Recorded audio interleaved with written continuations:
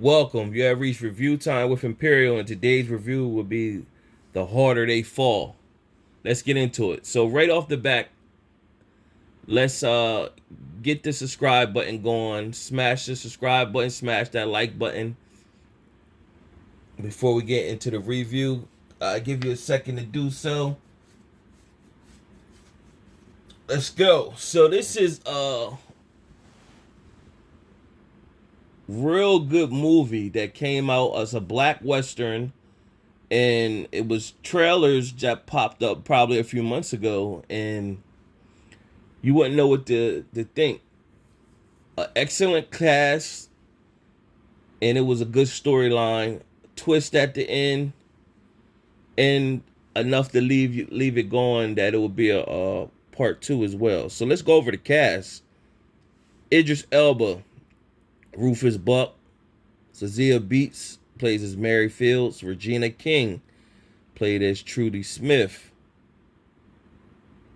Jonathan Majors plays as Nat Love, Lakeith Stanfield plays as Cherokee Bill, R.J. Seiler plays as Jim Beckwith, Delroy Lindo plays as Bass Reeves, Danielle D. Weiler plays as Coffee, Edie Gathegi plays as Bill Pickett, Dion Cole, Wally Esco, Mustafa Shakur, Woody McCain plays as Kai Grimes, Damon Wayans Jr. plays as Monroe Grimes. So it starts off with the main character as a little kid, Nat Love. Him, his father, and his mother about to have supper. And before they was about to have supper, you hear horses, and then the wife is pretty much saying, hey, what is somebody doing showing up, these hours of the night, with these hours, and so when the father goes to the door, he sees someone, and basically he says, your trouble is with me, deal with me outside. So the person comes sit down with two guns and sit them on the dinner table, pointed at the son and the wife. Now the father looks up. He does have a shotgun, but it's too far out of range for him to grab without causing commotion. So he has a partner that has a scorpion on his hand, and the scorpion, the guy with the scorpion grabs the son. So he directs the two guns at the wife.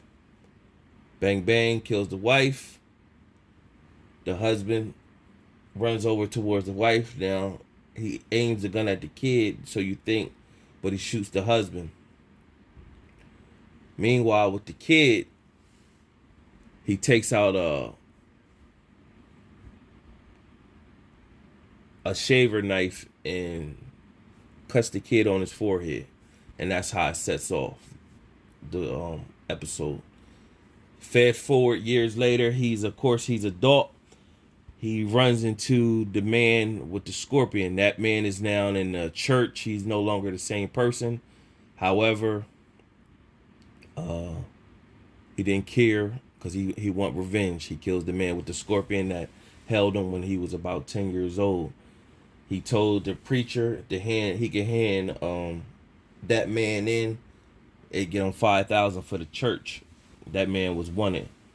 So the preacher was like, why you ain't just handing in? He was like, because I'm worth 10. So he has grown up to being a life of more like an outlaw and robbing banks, stuff like that. But his main thing is being in revenge for, his family getting killed, his mom and dad. So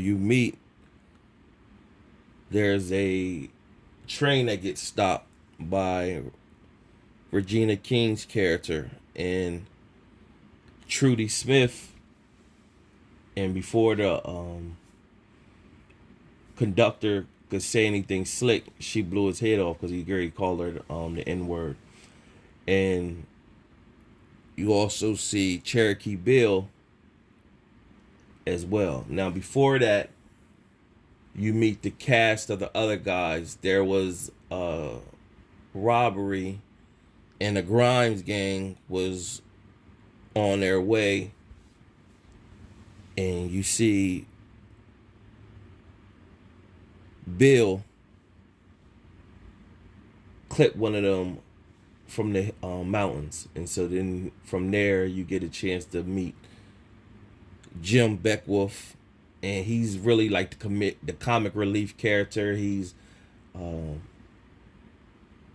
Billy. He like Billy the Kid from the other westerns that people grew up watching. You know, fast, quick draw, always talking slick, and pretty much Bill told him there's another person who's faster than him named Cherokee Bill that everybody is in tune to, that says fast, and he wants to meet him so they could slang it out or whatever. So you meet the Grimes brothers, played by Clyde Grimes, played by Woody McLean, and Damon Williams Jr. plays as Monroe Grimes. And of course they killed Clyde Grimes, but they talked to Monroe, and he's pretty much telling them that this was a bank heist for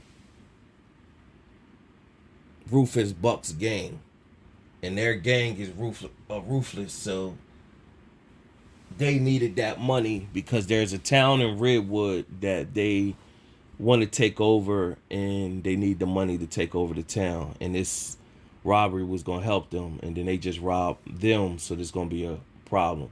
So fast forward, it goes to where Trudy Smith and Cherokee Bill is, and they come in their group. They take over this train of rich folks, and at the back of the train there was an army, of course, and this is where Rufus Buck was. They had him as a prisoner. So this is very gunslinging. The soundtrack to this movie is dope as well. You had Jay-Z, from what I heard. Jay-Z was in the soundtrack. Lauryn Hill, just to name a few people off the top, were part of the soundtrack. So they put a lot, and this was very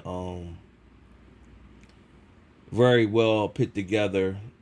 And from there, the storyline, Rufus, now he's out of jail. He heads back to the town of Redwood, where Wally Esco is now like the mayor. He used to be with Rufus and them back in the day, and he's the mayor of that town. They pretty much throw him out, bust him in the face, take over, took his gold and everything like that, and basically kept him alive though. So you knew it was going to be some comeback from that. Meanwhile, you had Nat Love shows up to a town with his crew, and his love interest, which is Mary Fields, she runs like a lounge club type, Western type club, where they go in and pretty much drink and have fun with the women and stuff like that. So she runs that. You meet Cuffy, who's like the security guard as soon as they come in, but she's small, and so you might think that she's a male, but you already know right away her femininity, so you already knew she's a female. But the way she's dressed, the men were thinking she was a man, but of course she beat him up. And Mary Fields have a love-hate relationship with Nat Love, because he couldn't really fully commit to her because he always wanted his revenge. So he took her, she punched him in the face, slapped him, and then he took her upstairs, and he very get intimate with her. And then in walks Bill, that's part of his crew, to let him know that Rufus was out of jail and everything. Meanwhile, Bass Reeves, who's like a U.S. Marshal type person, he shows up and wants to lock up Nat Love because Nat Love is wanted. So on his way to take Nat Love in, they stop in the middle of nowhere, and a crew shows up, but he really wasn't locking them up. It was just making it look like he was locking them up. And in the process of making him look like he was locking them up, the crew comes out and they pretty much say, yo, we got to put it into this with Rufus Buck. And so from there,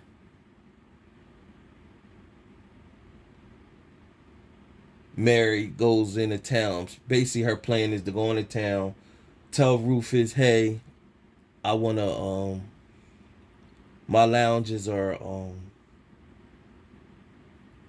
pretty much popping all over, and I could bring a lounge here just by my name alone. People gonna come, and so of course he looked at her like, man, shoot the breeze.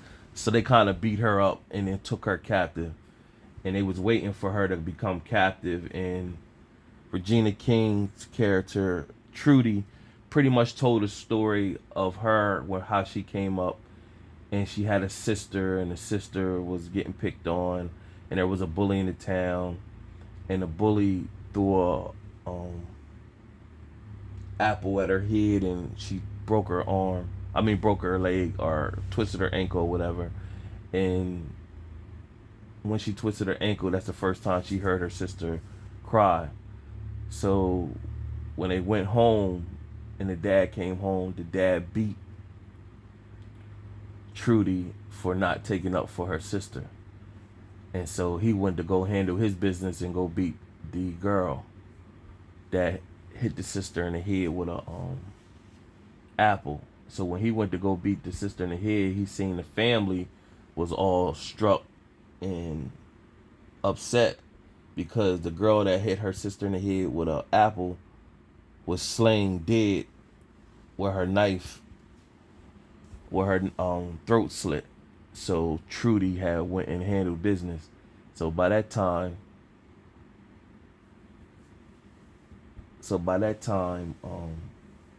the dad came back and moved Trudy, told her she had to go because he knew she was nuts. So that was her backstory. So you already knew the showdown was gonna come between Trudy and Mary. They was gonna end up fighting at the end. So meanwhile, Nat and his crew shows up, and they pretty much they want Mary feels they want her back.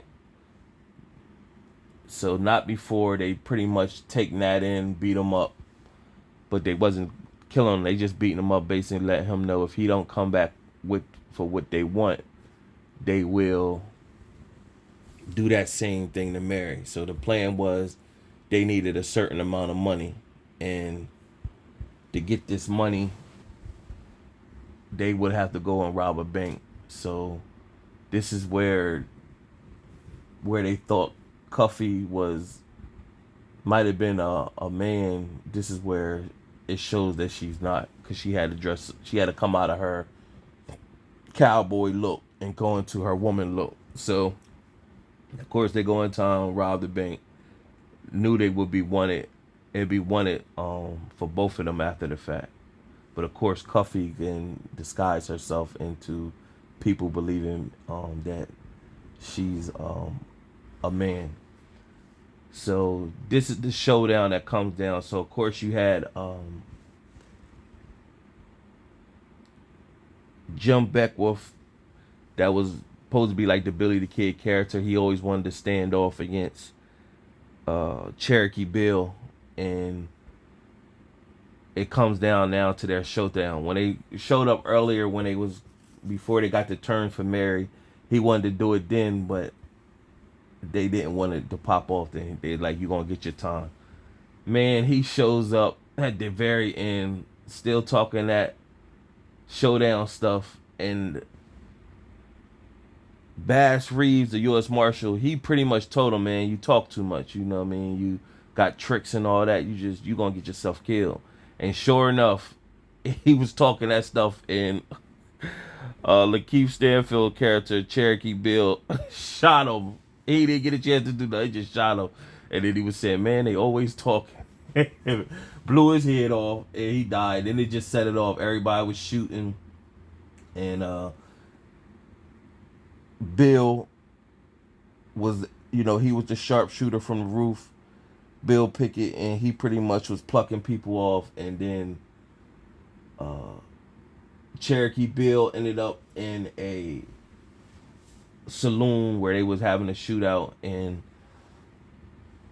he ended up killing Bill as well. So Cherokee Bill killed Bill Pickett and Jim Beckwolf. But then he had a showdown with Cuffy, and Cuffy was like, "You gonna shoot me in the back too?" And then he was like, "Nah." Basically, he gonna give her the honor of letting them have a duel. And when they was going to have a shoot off, she shot him before he could shoot her. And she shot him in the neck. Meanwhile, of course, you had the showdown with Mary Fields and Trudy Smith, and they had the showdown. Of course, they women, it's not even a cat fight. They brawling, they hitting each other with all types of stuff, and they getting it in. But what end up happening, which is key, is Mary had a shotgun and clocked Trudy in the face with the shotgun, and that's all that happened. But what you got to see earlier in the movie, when Trudy was talking to Rufus when he got out, he asked her was she loyal to him, because Wally wasn't loyal to him, and she pretty much said she is, and she wanted the betterment of Redwood. Like, she wanted Redwood to be raised up for their people and stuff like that. So you seen her, that was key at that moment when she talked about that. Like, she basically, I'm as loyal to you as long as you want to do what's best for Redwood and bring Redwood up. So that's where that was a key moment. So that comes full circle. So of course they fight, and she hit her in the head with the gun. Meanwhile, it goes back. Everybody in the town is dead. People who's left is Cuffy, Bass Reeves, who's the U.S. Marshal, and Nat Love. He got shot, but he's still alive. So he comes into the building where Rufus Buck is, of course, played by Idris Elba. He comes in there, and he's telling him pick up his guns. Like, we need to do this showdown. It's either me or you. And so Rufus Buck begins to tell him a story of how he grew up. And he said, my dad always beat on my mom. And, she would take it like it's nothing. And then one of the times he beat on my mom, I stepped in to protect her. And then he turned his energy towards me. And then he beat me or whatever. So what ended up happening, the dad left. And he was looking for revenge on his dad, what his dad has done. When he finally found out where his dad was a changed man. His dad had a new family, a wife and a son that was about 10 years old. So now it's coming full circle who Nat Love really is and who his dad was. So he started explaining to him, then telling Nat Love that his dad changed his name to Love. Really, Nat Love is a Buck. Really, his real name is Nate Buck. And he's like, it's in your blood. And he was like, shoot me and get your revenge for what I did for your father and your mother. He said, so it's coming for, and then Nate doesn't believe him. He's like, Nathaniel Buck is your name. So then he took the gun and shot it on the ground and basically said, get your revenge. So it came full circle that Rufus Buck is Nate Buck's brother, man. So that was the crazy twist at the end, that it came full circle. And of course he did kill him and get the revenge. They buried a Nat Love body in the ground, and they buried Bill Pickett, and they buried Jim Beckwolf. And so now the town that he robbed, they would think he died in that town or whatever. And because Bass Reeves is the law, he's gonna say that, so they're gonna take his word for it. Meanwhile, they also Cuffy, she's gonna become a deputy with Bass Reeves. And of course it shows Mary Fields and Nate Love go off into the sunset on a horse. Now, pretty much, she was always telling him because he couldn't commit with her that she was done with him. But you could always see that she still was madly in love with him. So she pretty much jumped on her horse and said, "Come on, Mr. Love, you got a lot of work to do." Basically, you know what I'm saying. So he was happy with that, and he jumped on the horse and carried after her. Now, as both parties is going their separate ways, in the distance, you see somebody standing in all black with the hat, and if you paid attention, that's the look of Trudy Smith. So she didn't. Mary Fields didn't kill Trudy after they fought when she could have, and I think she didn't kill her because her true purpose was for what she'd been through and how she grew up, but her purpose was for the betterment of her people for Redwood, so that she could become the mayor or whatever of the town Redwood. So it was a good movie. Out of my 4-star rating system, I'm gonna give this movie a 3.5 out of 4 stars. That's like the highest rating I gave a movie in a long while, but it was a real good movie. Subscribe to the channel, like the video, tell me what you think if you did watch it. Till next time.